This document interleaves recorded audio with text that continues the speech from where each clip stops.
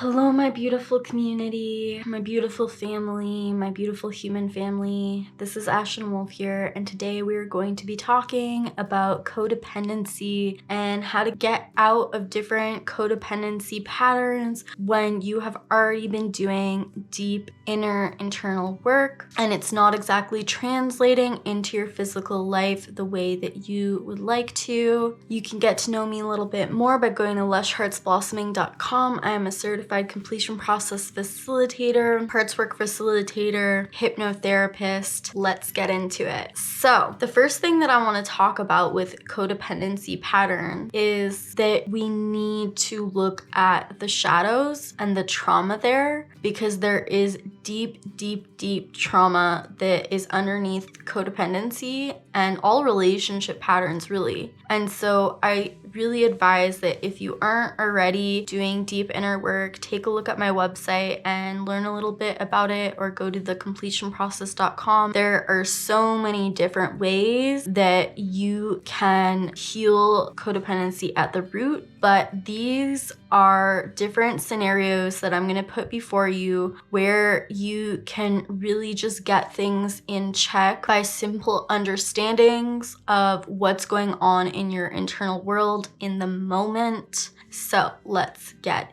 into it. Number one, we have to look at the auditory, visual, and kinesthetic reasons why you are acting in a codependent way with someone and not advocating for your needs and not advocating for your boundaries, and maybe not speaking up in certain situations, and maybe speaking up in ways that don't serve you in situations, like speaking up in codependent ways, responding in codependent ways. So I'm going to give you guys some examples so that you can see what this really looks like. And I want you to just apply this to anywhere that you are codependent in your life and try to dig a little bit deeper past the examples that I give to what it might look like in your mind, in your internal world for you. So the first example is if somebody is consistently having a hard time advocating for their needs and advocating for their boundaries, and they maybe before doing deep internal work, they knew that they were feeling drained and they knew that they needed to recharge every time that person left, but they just felt no power around being able to do anything differently. The idea to even do something differently was ludicrous. And then after they did the internal work, now they're feeling more empowered around it, and now they're more highly and acutely aware of every moment that they don't speak up, and they're so determined to change this pattern, but it's still not happening, and they're still choking up, and they're still not able to get into it in the moment. So when we look in on this person's internal world, what we might find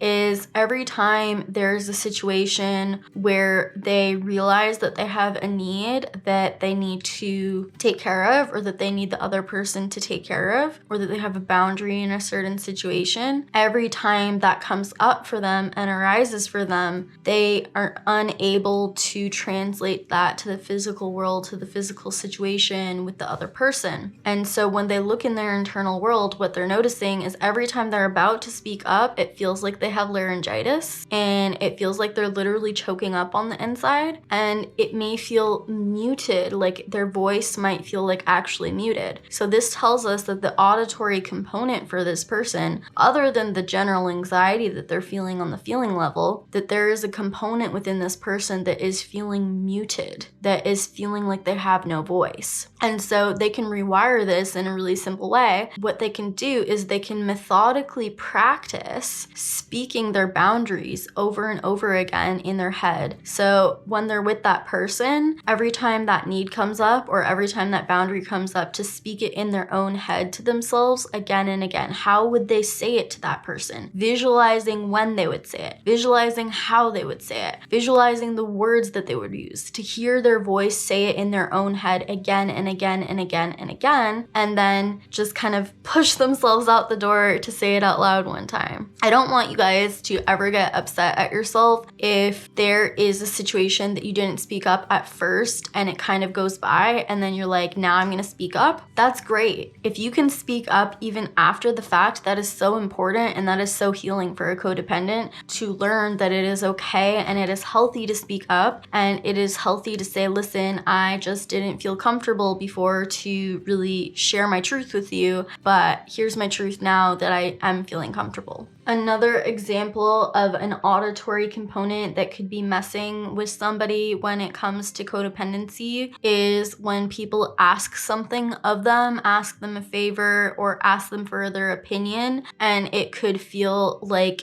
every time that happens, they feel this auditory compulsory rush that they have to say something immediately in response, and that they have to make a decision immediately, and that they have to say something because maybe they're feeling on a feeling level, maybe they're feeling some pressure, maybe they're feeling like they're already very uncomfortable, and so to get out of that discomfort, they soothe themselves by immediately and getting that out to the person. So a way to rewire this is to practice the auditory phrase in your head a lot of times and to visualize yourself saying, I just need a second to think about it and I'll get back to you. So to practice saying that is going to help you rewire that auditory compulsory issue that a lot of people have with codependency, where they're trying to immediately please the person, and that gives you some time to think about it, to go internal, and to not have the person's direct attention on you when you are deciding what it is you want. And you can have a little self-powwow pep talk with yourself about the situation, and then you can come back and look them in the eye and say, this is how I feel about it and this is what I want. In different situations, you may look at a different relationship that you're having with someone, no matter who it is, and why you are being codependent with them. And you may look at that situation like seeing them as very visually big in your head and you feeling very visually small in your head. And so you can change that around by making them small,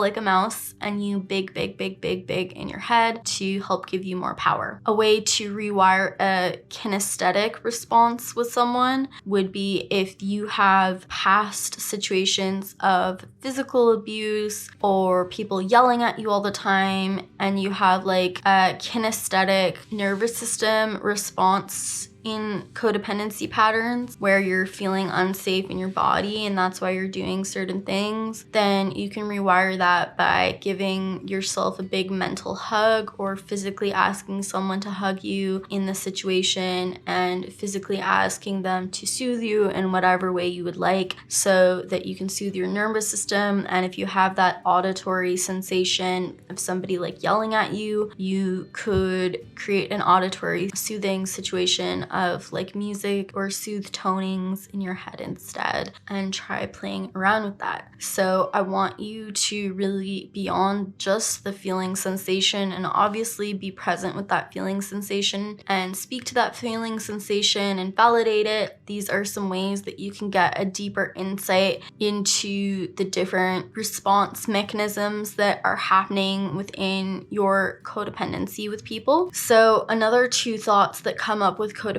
a lot, and another two situations with codependence a lot, is when somebody does something that is hurting your feelings and in your head you go, I can't believe they just did that, I want nothing to do with them, or you're labeling them or this horrible person, or I'm never going to be able to have a better relationship with them, whatever it is, or I'm going to leave them if it's like a partner. What you can do in that situation is have the balls to talk to them about it. Don't just get mad at them in your own head, because you need to develop deeper understanding towards why they did what they did and give them the opportunity to make it better and give them an opportunity to see how it's hurt you and change for the future, and give them an opportunity to understand you in that situation. And if you talk about it with them and their response is still really painful and really still not taking your best interest as a part of you, then you can go back to square one if you'd like. The next one, a lot of codependents will be going through their relationships or their friendships making notes like,